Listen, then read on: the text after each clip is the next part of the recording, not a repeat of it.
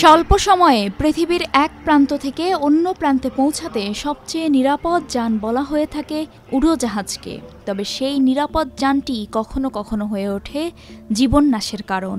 বৃহস্পতিবার 12 জুন ভারতের আহমেদাবাদে 242 জন আরোহী নিয়ে বিধ্বস্ত হয়েছে এয়ার ইন্ডিয়ার বোয়িং 787-8 ড্রিমলাইনার বিমান।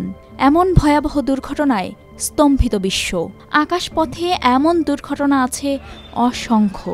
এর মধ্যে 5টি ভয়াবহ দুর্ঘটনা এখনও নাড়িয়ে দেয় পৃথিবীকে। ভয়াবহ সেই 5টি বিমান দুর্ঘটনাই চলুন জেনে নেওয়া যাক। 1985 সালের 12 আগস্ট জাপান এয়ারলাইন্স পরিচালিত বোয়িং 747SR বিমানটি বাল্ক হেড ফেটে নিয়ন্ত্রণ হারিয়ে বিধ্বস্ত হয় তাকামাগাহারা পর্বতে। ফলে নিহত হয় বিমানের 520 জন। এটি উড়োজাহাজের ইতিহাসে সবচেয়ে মারাত্মক একক দুর্ঘটনা। বিমান চলাচলের ইতিহাসে সবচেয়ে ভয়াবহ দুর্ঘটনার মধ্যে অন্যতম এটি।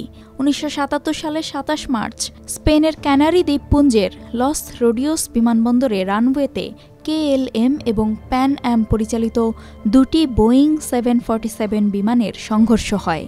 ঘন কুয়াশা এবং রেডিওর ভুল বার্তার কারণে এই দুর্ঘটনায় নিহত হয় 583 জন।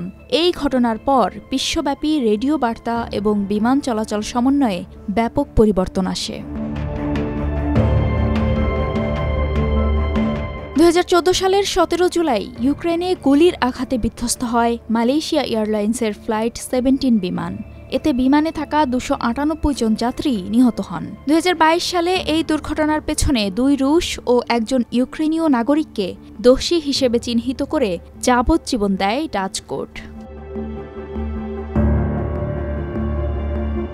1985 সালের 23 জুন 329 জন আরোহী নিয়ে এয়ার ইন্ডিয়ার একটি ফ্লাইট কানাডা থেকে লন্ডনে যাওয়ার পথে বিধ্বস্ত হয়। বিমানে থাকা বোমা বিস্ফোরণে নিহত হয় আরোহীদের সবাই।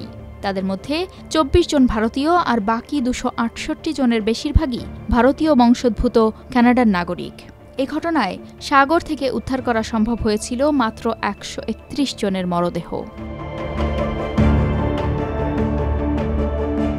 পৃথিবীর যে প্রান্তেই বিমান দুর্ঘটনা হোক না কেন, বাংলাদেশিদের মনে পড়ে যায় 2018 সালের 12 মার্চের সেই ভয়াবহ দিনের কথা। সেদিন ইউএস বাংলা এয়ারলাইন্সের ফ্লাইট 211 ঢাকার হজরত শাহজালাল আন্তর্জাতিক বিমানবন্দর থেকে নেপালের কাঠমান্ডুর ত্রিভুবন আন্তর্জাতিক বিমানবন্দরে অবতরণের সময় বিধ্বস্ত হয়। বিমানে থাকা 71 জন আরোহীর মধ্যে 51 জন নিহত হন। বেঁচে যাওয়া 20 জন যাত্রী গুরুতর আহত হয়। এটি এখনও বাংলাদেশি বিমান সংস্থার সবচেয়ে বড় বিমান দুর্ঘটনা।